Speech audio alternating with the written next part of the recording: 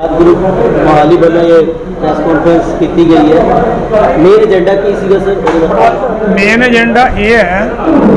भी पिछली 23 तरीक ਨੂੰ ਮੇਅਰ ਸਾਹਿਬ ਨੇ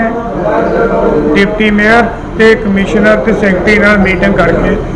एक एजेंडा तय कर दिता भी मोहाली ਦੇ ਵਿੱਚ पशु ਜਿਹੜੇ ਅਵਾਰਾ ਫਿਰਦੇ ਨੇ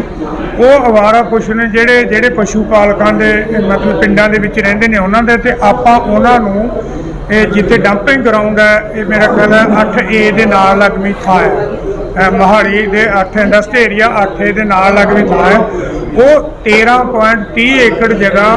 ਗਮਾਡਾ ਨੇ मोहाली कारपोरेशन ਨੂੰ ਡੰਪਿੰਗ ਗਰਾਊਂਡ ਵਾਸਤੇ ਦਿੱਤੀ ਹੋਈ ਹੈ ਲੀਜ਼ ਤੇ ਉਹ ਹੁਣ कारपोरेशन ਉਹਦੇ ਵਿੱਚੋਂ 3.30 ਏਕੜ ਜ਼ਮੀਨ ਹੈ ਜਿਹੜੀ ਉਹ ਇਹਨਾਂ ਪਸ਼ੂ ਪਾਲਕਾਂ ਨੂੰ ਦੇ ਰਹੀ ਹੈ डेयरी फार्मिंग वगैरह का काम डेयरी फार्म डेयरी ਲਈ मतलब ਉਹ ਕੀ ਹੈ ਅਸੀਂ ਸਾਡਾ मतलब ਇਹਦੇ ਤੇ ਸਵਾਲ ਇਹ ਹੈ ਵੀ ਪਸ਼ੂ ਪਾਲਕਾਂ ਨੂੰ ਜ਼ਮੀਨ ਦੇਣੀ ਸਾਡਾ ਕੋਈ ਵਿਰੋਧ ਨਹੀਂ ਉਹਨੂੰ ਦਿੱਤੀ ਜਾਵੇ ਸਰਕਾਰ ਵੱਲੋਂ ਨੋਟੀਫਿਕੇਸ਼ਨ ਕਰਕੇ ਉਹਨਾਂ ਨੂੰ ਡੇਅਰੀ ਫਾਰਮ ਲਈ ਥਾਂ ਐਕਵਾਇਰ ਕਰਕੇ ਦਿੱਤਾ ਜਾਵੇ ਤੇ ਉਹ ਵਧੀਆ ਹੋਏਗਾ ਤੇ ਇਹ ਉਹ ਚੀਜ਼ ਹੈ ਵੀ ਜਿਹੜੀ ਚੀਜ਼ ਇਹਨਾਂ ਦੀ ਹੈ ਹੀ ਨਹੀਂ ਜਿਹੜੀ ਚੀਜ਼ ਹੈ ਹੀ ਨਹੀਂ ਉਹ ਸਿਰਫ ਪਚਾਵਾ ਹੈ ਲੋਕਾਂ ਨੂੰ मतलब ਭੁਲੇਖਾ ਪਾ ਕੇ ਵੀ ਅਸੀਂ ਲੇਖੋ ਦੀ ਲੋਕਾਂ ਦਾ ਭਲਾ ਕਰ ਰਹੇ ਹਾਂ ਅਸੀਂ ਇਹ ਜ਼ਮੀਨ ਇਹਨਾਂ ਨੂੰ ਦੇ ਰਹੇ ਹਾਂ ਕੱਲ ਨੂੰ ਉਥੋਂ ਗਵਾਡਾ ਨੇ ਠਾਲ ਦੇਣਾ ਉਹਨਾਂ ਨੂੰ ਤੇ ਉਹਨਾਂ ਨੂੰ ਬੈਨੀਫਿਟ ਨਹੀਂ ਹੋਣਾ ਸਿਰਫ ਆਪਦੇ ਚੋਣ ਸਟੰਟ ਵਾਸਤੇ ਜਾਣੀਏ ਇਹ ਸਟੰਟ ਰਚਿਆ ਜਾ ਰਿਹਾ ਵੀ ਅਸੀਂ 3.30 ਏਕੜ ਜ਼ਮੀਨ ਹੈ ਜਿਹੜੀ ਪਸ਼ੂ ਪਾਲਕਾਂ ਨੂੰ ਦੇਵਾਂਗੇ ਤੇ ਇਹਦੇ ਵਿੱਚ ਵੀ ਜਿਵੇਂ ਜਲਸਾਜੀਆਂ ਪਹਿਲਾਂ ਹੁੰਦੀਆਂ ਨੇ ਇੱਕ ਡੰਗਰ ਕਿਸੇ ਵੀ ਜਿਹੜੇ ਆਪਦੇ ਬੰਦਿਆਂ ਨੂੰ ਦੇ ਦੇਣ ਤੇ ਉਹਨਾਂ ਤੋਂ ਕਬਜ਼ਾ ਕਰਾ ਲੈਣਾ ਤੇ ਮੁੜ ਕੇ ਆਪਦੇ ਹਿਸਾਬ ਨਾਲ ਉਹਨਾਂ ਦੀ ਵਰਤੋਂ ਕਰਨੀ ਇਹ 28 ਤਰੀਕ ਨੂੰ ਇਹ ਤੇ स्पैशल मीटिंग रखी गई है असी उस विच इहदा असी लोगों को अवेयर करने अज प्रेस कॉन्फ्रेंस की 28 तरीक नूं इहदे बारे असी दसांगे भी इहदा विरोध करांगे ते लिख के असी उत्थे अपना विरोध दर्ज करावांगे जे वो मेजोरिटी का लाहा लैके इहनूं कर लैंदे ने पास तां कर लिया अदरवाइज असी रिक्वेस्ट करांगे भी इहनूं वापस सर लोगों को कह रहे हैं एजेंडे च लिखा है कि गमाडा वालों नगर निगम को जिहड़ी जमीन है अलॉट की गई है अलॉट की जमीन तो दे सकती देखो गमाडा ने जमीन साडी नॉलेज जो है वो ये है भी वो लीज दी दिती हुई है अलॉट नहीं की हुई तो जे अलॉटड जमीन इनू होगी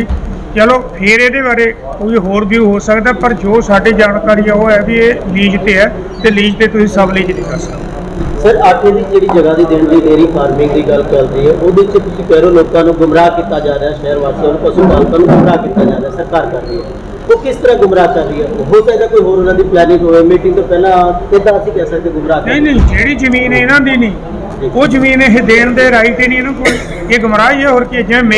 मेरी जमीन नहीं मैं इन्हों की जमीन तो तुहानूं कहदा आए तुहानूं देवां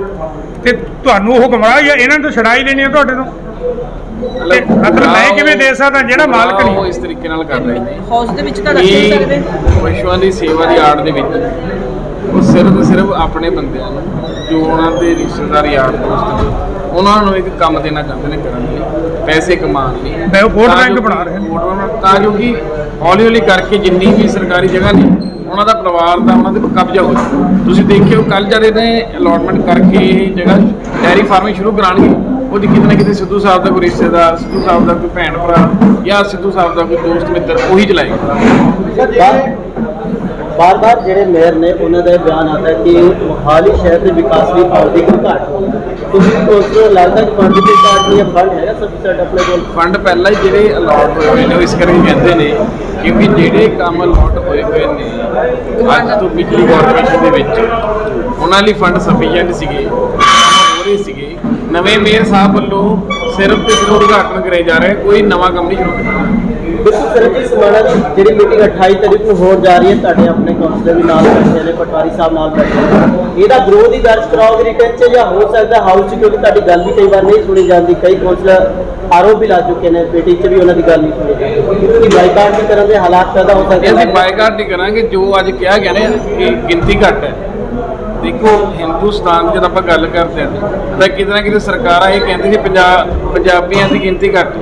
ਤਾਂ ਤੁਸੀਂ ਦੇਖੋ ਜਦ ਉਹਨਾਂ ਨੂੰ ਵਿਗਾੜਿਆ ਗਿਆ ਤਾਂ ਅੱਜ ਤੁਸੀਂ ਦੇਖ ਲਓ ਸਾਲ ਹੋਣ ਤੇ ਆ ਗਿਆ ਕਿ ਬਾਰਡਰ ਪੂਰਾ ਮੰਨਿਆ ਹੋਇਆ ਸੋ ਜੇ ਇਹ ਸਾਡੀ ਆਵਾਜ਼ ਨੂੰ ਦਬਾਉਣ ਦੀ ਕੋਸ਼ਿਸ਼ ਕਰਨਗੇ ਅਸੀਂ ਵਿਰੋਧ ਦੇ ਨਾਲ ਜੋ ਸਾਡੀ ਹੋਰ ਵੀ ਲੀਗਲ ਹੈ ਸਾਡੇ ਕੋਲ ਆਪਸ਼ਨ ਹੋਣੇ ਸਾਰੇ ਐਕਸਪਲੋਰ ਕਰਾਂਗੇ पटवारी साहब ਤੁਹਾਡੇ ਤੋਂ ਸਵਾਲ ਹੈ ਸਰ ਕਿ ਬਲੌਗੀ ਜ਼ਮੀਨ ਦੇ ਮਾਮਲੇ 'ਚ ਹਾਲਾਂਕਿ ਜਿਹੜੇ ਸਾਬਕਾ ਬਲੌਂਗੇ ਦੇ ਸਰਪੰਚ ਅਕਾਲੀ ਦਲ ਦੇ ਕੇਸਰ ਸਿੰਘ ਉਹਨਾਂ ਨੇ ਰਿਟ ਵੀ ਪਾਈ, ਕੁਝ ਲੜਾਈ ਵਿਵਾਦ ਵੀ ਸਾਹਮਣੇ ਆਇਆ ਸੀਗਾ, ਪਰ ਆਜ਼ਾਦ ਗਰੁੱਪ ਮੁਹਾਲੀ ਵੱਲੋਂ ਕੋਈ ਸੋਲਿਡ ਮਤਲਬ ਕਿ ਬੇਸ ਨਹੀਂ ਬਣਾਇਆ ਗਿਆ ਕਿ ਸਰਕਾਰ ਦੇ ਇਸ ਨਾਕਾਮੀ ਨੂੰ ਉਜਾਗਰ ਕੀਤਾ ਜਾ ਸਕੇ। ਨਹੀਂ ਦੇਖੋ, ਆਜ਼ਾਦ ਗਰੁੱਪ ਨੇ ਉਹਨਾਂ ਦੀ ਪੂਰੀ ਹਮਾਇਤ ਕੀਤੀ ਹੈ ਤੇ ਉਸ ਗੱਲ ਦਾ ਵੀ ਇੱਥੇ ਵਿਰੋਧ ਕਰ ਰਿਹਾ ਹੈ। ਜਿਹੜਾ ਉਹੀ ਹੈ ਵੀ ਮਤਲਬ ਹੁਣ ਕੀ ਹੈ, ਜਿਹੜੇ ਸਾਡੇ ਲੋਕਲ ਵਿਧਾਇਕ ਨੇ ਇਹ ਇੱਕ ਪਸ਼ੂ ਧਨ ਦੇ ਨਾਂ ਤੇ, ਗਾਵਾਂ ਦੇ ਨਾਂ ਤੇ ਇੱਕ ਨਵਾਂ ਮਤਲਬ ਵਰਤਾਂਤ ਸਿਰਜ ਰਿਹਾ ਵੀ ਜਿਵੇਂ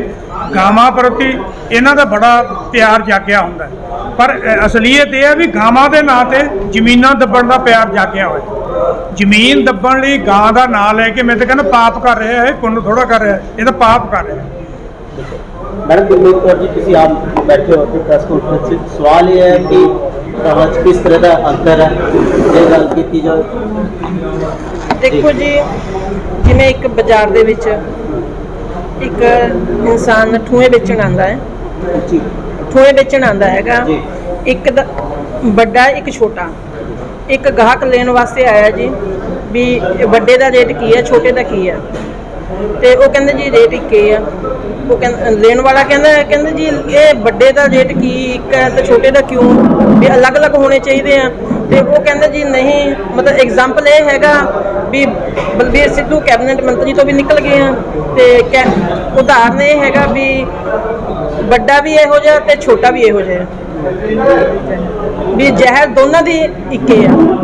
चाहे बड़ा चाहे छोटा है। ਤੁਹਾਡੇ ਲਈ ਫਾਇਦੇਮੰਦ ਸਾਬਿਤ ਹੋ ਰਹੇ ਆ ਮੇਰੇ ਸਾਹਿਬ ਕਿ नहीं जी, बिल्कुल नहीं जी। ਕਿੰਨੇ ਤੁਹਾਡੇ ਵਾਰਡ 'ਚ ਕਿੰਨੇ ਲੱਖ ਦੇ ਕੰਮ ਜੇ ਹਜੇ ਦੇਖਿਆ ਜਾਵੇ ਸਰਕਾਰ ਦੀ ਨਲਾਇਕੀ ਕਰਕੇ ਰੋਕਿਆ ਗਿਆ ਹੋਇਆ ਕੁਝ ਨਾ ਹੋ ਰਿਹਾ? ਇਹ ਤਾਂ ਦੇਖੋ ਜੀ, ਹੁਣ ਸਾਨੂੰ ਇਹ ਨਵੀਂ ਸਰਕਾਰ ਬਣਨ ਤੇ, ਹਾਊਸ ਬਣਨ ਤੇ ਸਾਡੇ ਵੀ ਕੋਈ ਵੀ ਕਿਸੇ ਵੀ 50 ਐਮਸੀਆਂ ਦੇ ਕੋਈ ਵਰਕ ਆਰਡਰ, ਕੋਈ ਐਸਟੀਮੇਟ ਕੁਝ ਨਹੀਂ ਪਾਸ ਹੋਏ। ਇਹ ਸਾਡੇ ਪਿਛਲੇ ਟਰਮ ਦੇ ਜਦੋਂ ਇਹਨਾਂ ਦੀ ਸਰਕਾਰ ਆਈ ਹੈ, ਮੰਤਰੀ ਸਾਹਿਬ ਨੇ ਸਾਡੇ ਵਰਕ ਆਰਡਰ ਰੋਕੇ ਹੋਏ ਸੀਗੇ। ਉਹਨਾਂ ਨੂੰ ਅਸੀਂ ਮੀਡੀਆ ਰਾਹੀਂ ਵੀ ਪਬਲਿਕ ਨੂੰ ਦੱਸਦੇ ਹਾਂ ਵੀ ਸਾਡੇ ਨਾਲ ਵਿਤਕਰਾ ਹੋ ਰਿਹਾ, ਸਾਡੇ ਜਿਹੜੇ ਵਰਕ ਆਰਡਰ ਹੋਏ ਹੋਏ ਆ ਕੰਮਾਂ ਨੂੰ ਰੋਕਿਆ ਹੋਇਆ ਸਿੱਧੂ ਸਾਹਿਬ ਨੇ ਵੀ ਇਹ ਕੰਮ ਖੋਲ੍ਹਣ ਨਹੀਂ ਲੱਗੇ। ਇਹਨਾਂ ਨੇ ਹੁਣ ਕੁਝ ਥੋੜ੍ਹੇ ਜਿਹੇ ਦਿਨਾਂ 'ਚ ਲੱਗਿਆ ਹੈਗਾ ਕਿ ਮਤਲਬ ਦੇਖਿਆ ਵੀ ਪਬਲਿਕ 'ਚ ਸਾਡੀ ਵਿਰੋਧਤਾ ਹੋ ਰਹੀ ਆ, ਵੀ ਲੋਕ ਨਾਰਾਜ਼ ਇਸੇ ਕਰਕੇ ਹੈਗੇ ਵੀ ਵਾਕਈ ਵਿਤਕਰਾ ਹੋ ਰਿਹਾ, ਐਮਸੀ ਬੜੇ ਦੁਖੀ ਹੈਗੇ ਆ। ਤਾਂ ਹੁਣ ਪਤਾ ਲੱਗਿਆ ਵੀ 10 ਜਿੰਮਾਂ ਖੋਲ੍ਹੀਆਂ, ਉਹ ਵੀ ਇਹਨਾਂ ਨੇ ਆਪਣੇ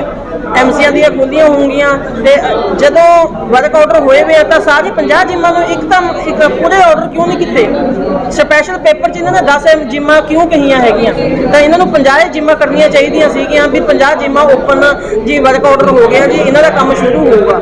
45 ਵਾਰਡ 'ਚ ਨੰਬਰ ਪਲੇਟਾਂ ਜੀ, ਮੇਰੀ ਨੰਬਰ ਪਲੇਟਾਂ ਰੋਕੀਆਂ ਹੋਈਆਂ। ਹੁਣ ਇੱਕ ਐਸਟੀਮੇਟ ਐਮਸੀ ਦੇ ਥਰੂ ਐਸਟੀਮੇਟ ਬਣਦੇ ਆ ਜੀ ਹਾਊਸ ਦੇ ਵਿੱਚ, ਉਹ ਫਿਰ ਮਤਾ ਲਿਆਂਦਾ ਹੈਗਾ, ਉਹਦੇ ਵਿੱਚ ਐਸਟੀਮੇਟ ਪਾਸ ਕਰਕੇ ਕੰਮ ਹੁੰਦੇ ਆ। ਕੱਲ ਮੇਰੇ ਵਾਰਡ ਦੇ ਵਿੱਚ ਬਲਬੀਰ ਸਿੱਧੂ ਜੀ, ਜਿੱਤੀ ਇਹ ਆਏ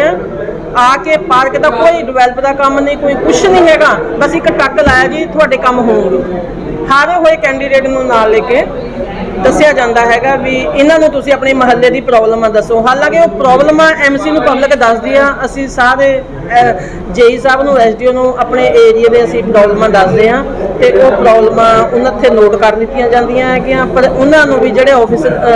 ਜੇਈ ਐਸਡੀਓ ਆ ਉਹਨਾਂ ਤੇ ਸਿੱਧੂ ਸਾਹਿਬ ਨੇ ਦਬਾਅ ਪਾਇਆ ਹੋਇਆ ਜੀ ਕੰਮ ਨਹੀਂ ਕਰਨ ਦੇਣਾ। ਅਫਸਰਸ਼ਾਹੀ ਦੀ ਗੱਲ ਕੀਤੀ ਜਾਏ ਮਿਊਨਿਸਪਲ ਕਾਰਪੋਰੇਸ਼ਨ ਦੀ, ਅਫਸਰਸ਼ਾਹੀ ਤੁਹਾਡੀ ਗੱਲ ਸੁਣਦੀ नहीं, अफसरशाही कमिश्नर साहब कहते हैं हाँ जी मैडम हो जाऊगा जी, हाँ जी हो जाऊगा। कमिश्नर साहब एसी ਨੂੰ ਬੁਲਾ ਲੈਂਦੇ ਆ, एसी ने ਕਿਹਾ ਵੀ